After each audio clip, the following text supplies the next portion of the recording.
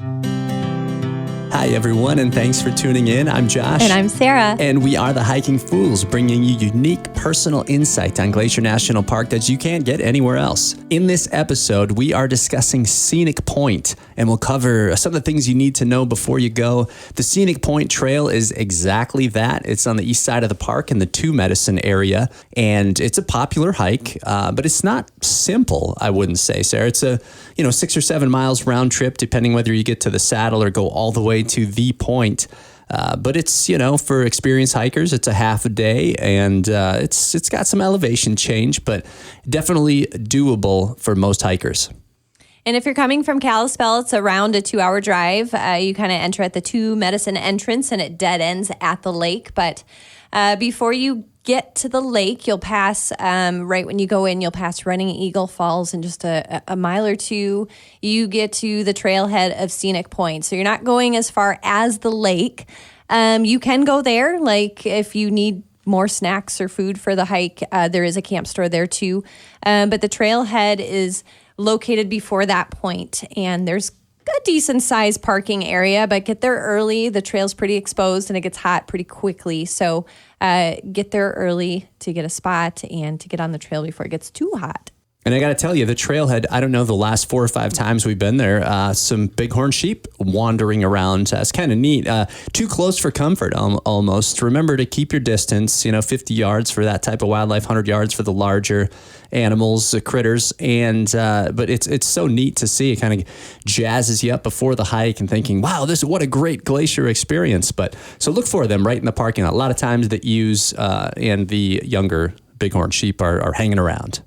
And this is the Apostokee River drainage, and there's a set of falls there that you can look at. Apostokee Falls, it's a couple different layers there, but if you just want to do that, it's about a half a mile in, and you can come back out, so, round trip 1.5 miles or so. And once you pass the Apostokee Falls, that's when your elevation starts going up. The elevation gain is about 2,300 feet, and it's consistent steep. It's very consistently steep after Apostokee Falls. So, bring sun protection and lots of water, because there isn't any on this trail at all once you pass the falls. So filter there if you need to, or just bring probably 2 or 3 liters, as would be a good call if you're not used to the heat and this higher elevation. That's true. Remember that. The west and east side of the park are quite different. West kind of cedar forest, almost rainforesty. And on the east side of the park, it's dry and sunny and often windy. And so prepare for those conditions. But like Sarah said, there's also a lot of options. I mean, you're on this hike, you're embarking on it, and you have some neat things to see. That's what I love about Glacier is there's a falls on your right, and then there's excellent subalpine territory as you increase, in elevation, and eventually you're just on top of the world looking out in all directions, and you can see lakes and peaks, and in this case prairies, because you're so far to the east side of the park that you can see out into Montana almost endlessly. And as Josh said, this trailhead is located in the Two Medicine Valley. This is an area of the park that is the least crowded. It's a very tranquil area located in the southeastern part of the park, with a rich Blackfeet cultural history. The road dead ends at Two Medicine, as we talked about, the lake there, which is about 5,164 feet. So it's a really high lake. It's the highest lake you can drive to in the park. So it's a really pretty place at the end of your hike to go and take a dip and swim. Yeah, for sure. Yeah, that's a neat fact, I think, Sarah, that the highest lake that you can drive to in Glacier National Park, and it is beautiful, and Sinapa and Rising Wolf, some of the huge mountains in this area are just dominating, towering over that lake. It is a great place to swim, but man, those boulders and the little bit of algae that's on them, I've stubbed 10 out of 10 toes almost every time that I've swam there. And it's cold, but the wind is often coming from the head of the lake to the foot, and so maybe the warmer water on top is being blown in. But it's a neat area because there's a little camp store, the boat that could take you across the lake, and it's a nice place to dip. In fact, last time I was there, there was a moose swimming around the dock right toward me. I mean, you were there. It was 30 feet away, and a little bit unnerving as I'm heading into the water. There's a moose headed toward me. Well, and we were just there 3 days ago, too, and had a moose walk right across the parking lot where our car was. So this is a very moosey area. This is a great place to see female bighorn sheep. So the ewes and the lambs, they usually have some lambs with them.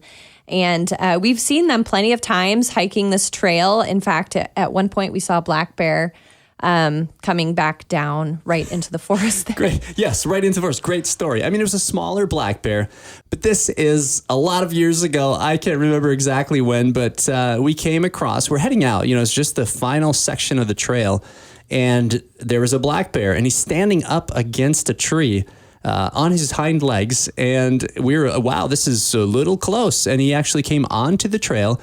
You got to remember, the animals, all of them are smart. They will use the trail if they can. I mean, they don't mind bushwhacking, but if they see a trail and they get on it, they're gonna follow it. And so in this case, that happened again. A black bear, just bigger than me, but I totally backed down, and Sarah did not. She grabbed a stick and was like making sure I was safe, and I was trembling, I guess. I don't like to tell that story necessarily. She was the brave one, but she took it on head on, and the bears, as we've said before, they don't really want anything to do with you, in general. Well, let's be clear. The black bear was walking towards us on the trail. It was a young black bear, and we tried to scare it off, and we decided we'll give him some room, but it almost seemed like he was coming towards us in a not, well, he wasn't aggressive, so to speak, but he curious. was more curious than he should have been. So I just picked up, there's a lot of dead fall around there. I picked up a medium-sized subalpine fir that was dead and large enough for me to hold, and I just started patoning it because I didn't want to spray this bear. I really didn't think anything was going to happen, but I thought, I'm going to be cautious. And so as soon as I did that, he stepped off the trail and kind of gave us room to, and he got on his hind legs and hugged the bottom half of a tree, like a tree trunk, and we walked by him, snapped a picture, gave him room, and we went on our way, and then he continued on his way. So we were very careful, and we had our bear spray ready just in case, but thankfully we didn't have to do anything. But he was really cool to see. Seeing wildlife is always great. Just give them plenty of room. We've never seen a grizzly over on the side of the park. They are there, and you will see bear sign everywhere throughout the trail. So just be bear aware and be ready for anything. So there it is. That's the story. We were both very brave, and the black bear backed down, and that's how it went. But truly, these are the things that make hiking in Glacier so special. I mean, you can walk through the woods anywhere, but with the combination of wildlife and mountain peaks and foliage and flora and fauna, it's just an unbelievable place to be. And that's why we live here, and that's why we're in the park all the time. And as we said before, the trail begins relatively flat along the east bank of Apostokee Creek, and it slowly climbs along the creek to Apostokee Falls. And then the junction for the falls is around 200 yards to the right, and then elevation gain really picks up past the falls and continues up until the pass before the final push to the point. But as you're hiking along those switchbacks, you kind of step out of the forest there a little bit, and it's very exposed, but the switchbacks, they rise quickly through the ghostly Krumholtz trees, which are the dead or dying white bark pine. There's kind of the famous, dead white bark pine standing at the end of a switchback, and it's big, and it's kind of cool to photograph with, Apostokee Mountain and Mount Henry in the back there. So it's kind of a neat tree to see, but the whole area is kind of full of this. These trees died from a fungus that was introduced. So it's kind of a sad story. And because of this windswept area too, you have a lot of low-lying vegetation. So it's stay on the trail. This vegetation is having a rough go trying to get going here. You have a lot of scrubby, short subalpine fir as well. But remember, there's no water, and it's very exposed. So bring your sun hat, your sunscreen, and bring plenty of water. And she's right. It's a very unique landscape, and I've heard it described as almost a lunar terrain, meaning, it's dry and rocky, but there are small flowers and plants that, look almost like a little firework, and I love the colors. I mean, there's pink and purple and yellow, and they look like little shrub brushes, or almost like a succulent, but they've got terrific, beautiful flowers coming out. And as you're going up, like we said, it's a steep hike. Don't forget to turn around. When you take a breather, turn around and look back where you've come. You're gaining elevation quickly. You can see down on Two Medicine Lake and the surrounding mountains. You got the big giant slab of Rising Wolf that kind of sits at the base of Two Medicine Lake. So don't forget to turn around, and these 360 views only get better and better the higher you get. Yeah, for sure. A few years ago, our family went. We had ages 4 to 74, and there were 11 of us on this hike, and it's challenging, as we mentioned. It was hot, but it's the views are astounding. And I know my brother, who lives in Wisconsin, still has these photos as his screensaver, and they just look almost unreal. I know people check it out, and they're thinking, where were you? And it's Glacier. That's what Glacier's all about. And I want to be clear on this hike. There are a few options. Sarah mentioned the falls. And as you get towards Scenic Point, about 3 miles out, maybe a little further, there is a saddle. It seems like a high point. There is a cairn there and everything, but it's not quite Scenic Point. There are a few other low mountains to your right, but if you kind of bend around to the left, then you get to Scenic Point, where you're looking out at eastern Montana, and I think you can see what, Sarah, like 50 miles or 100 miles? You can see up to 100 miles. 1,000 light years? You can see up to, on a clear day, sometimes it's smoky, but up to 100 miles into the prairie, into the plains, all the way to Sweetgrass Hills, in the border up to Canada. So it's a really neat spot to see because you're kind of on the backbone of the world, as the Blackfeet like to say, where the prairie meets the mountains. And it's a really cool spot to be.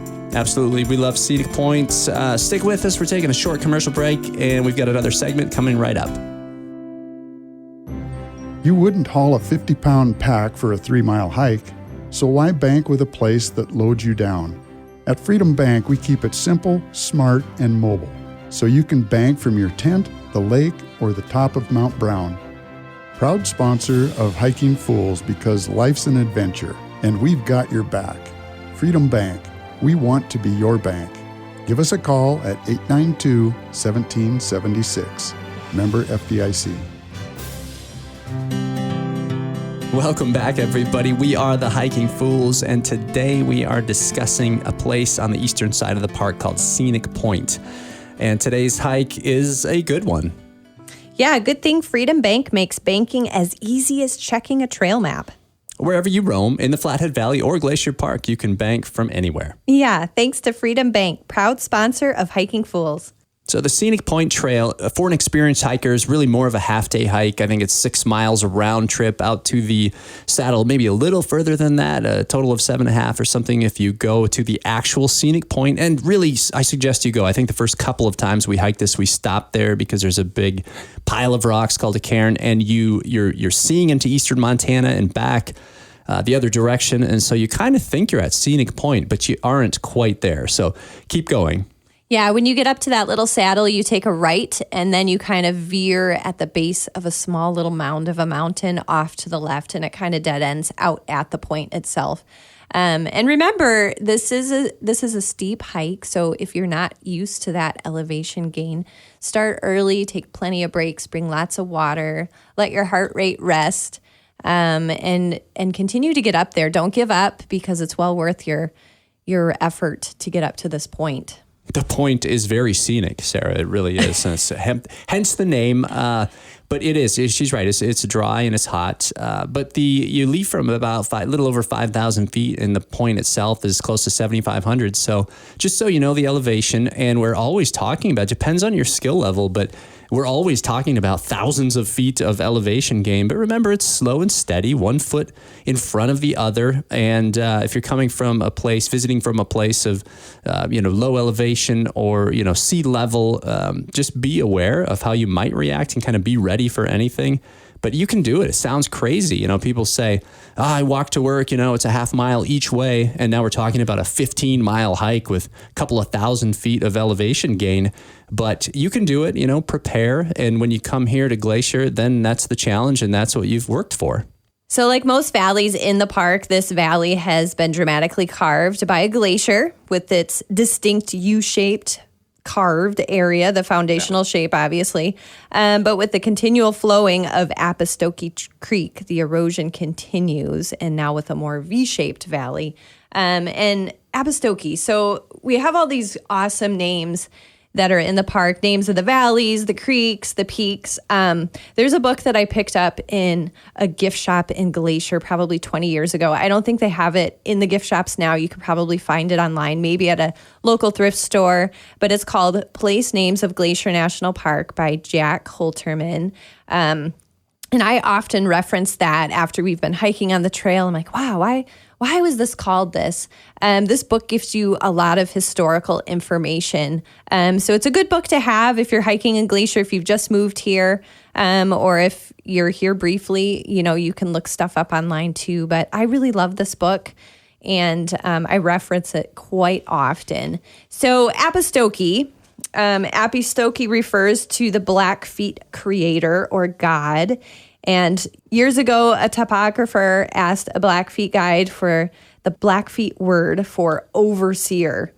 The guide didn't quite understand the question, so provided the name of the Blackfeet creator. And that's how the peak, which is 8,169 feet, it's right there in the valley, was named along with, the creek itself. So that's kind of a cool historical fact. Yeah, for sure. There's always a history behind most of these names. And we'll mention, too, somewhere near Apostoke Creek, you can veer off, and Apostoke Peak is right there. And Sarah and I have done that along with Mount Ellsworth and Henry, and Never Laughs is over there. So this is a hike that you can spring off of and climb and summit some of these peaks that you can see from the trail. So just look around and figure out your next adventure.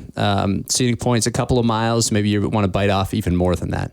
Yeah, make sure that you are an experienced hiker, climber, because this is all off trail if you go beyond the trail. So don't go venturing off thinking you're going to summit a mountain unless you actually know what you're doing and you've done your research. So we like to mention the peaks around, but we don't want you going off and gallivanting through the nature, not knowing what you're actually doing. So research that and make sure you're well prepared for what you're about to tackle. Yeah, good point. And the red rock displayed like a brilliant canvas, it draws you. And so I bet if you go on this hike to Scenic Point that you'll be looking around and saying, where else can I go around here? It's just so beautiful that you're going to want to get to these places. They draw you and they kind of get in your head as a future goal.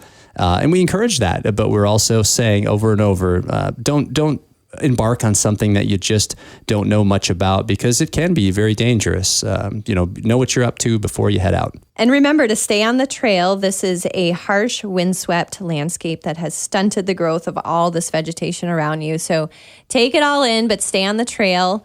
There's a couple of really cool spots as you're on the switchbacks where these big, giant rocks kind of hang off in a kind of a cliff side of kind of formation. So you can kind of go out there, and it's a great spot to take pictures of yourself or family photographs.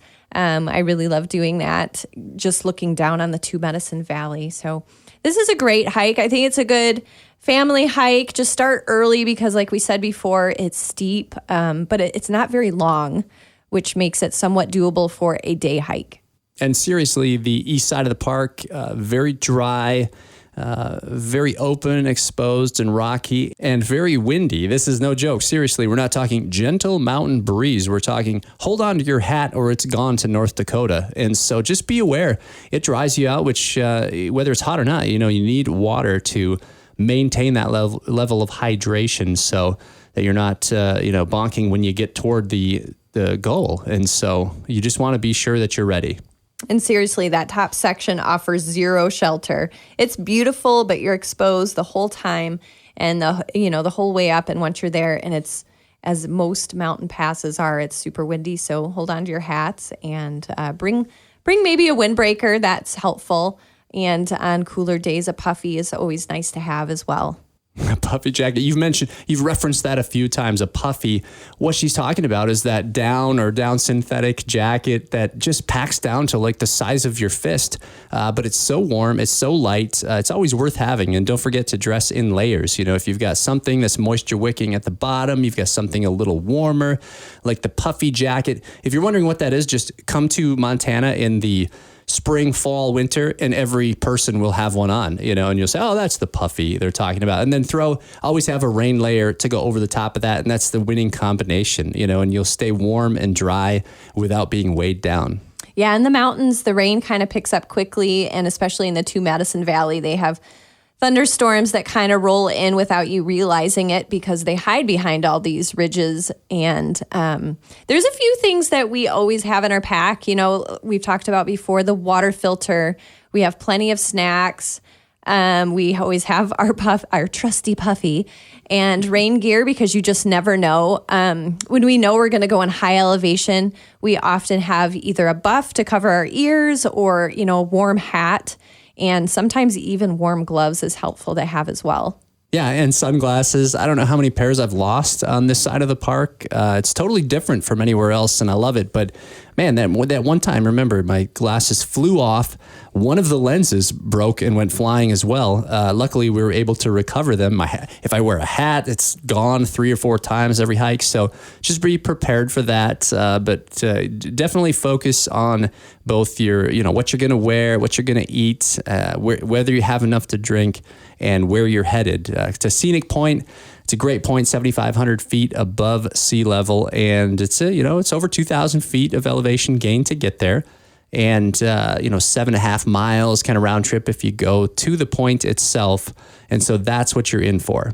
For the experienced hiker, it can be a half-day hike. If you're kind of road tripping through the east side, hit the trail in the morning and then grab a late lunch in East Glacier or Two Medicine area, or come out of the park, and there's some great options there too. And because Two Medicine Valley dead ends, it's a part of the park that, it's not explored as often, but it does get some congestion. And we get the alerts where they've turned people away, usually around noon or so in the Two Medicine Valley. And year to year, it depends on the time. So make sure you get there early to get yourself a parking spot and not be forced to turn around after that long drive from wherever you've came from. Absolutely. There are some great resources, including the NPS website and kind of a text resource that gives you real-time live updates. And it's good to know. It's good to understand, what you can and can't access at any time, given in the park. So we love Scenic Point. You should go check it out, and tune in next time as we talk about a few of our other favorite hikes. And remember to follow this podcast on Apple or Spotify. I'm Josh. And I'm Sarah. And we are the Hiking Fools, encouraging you to always go.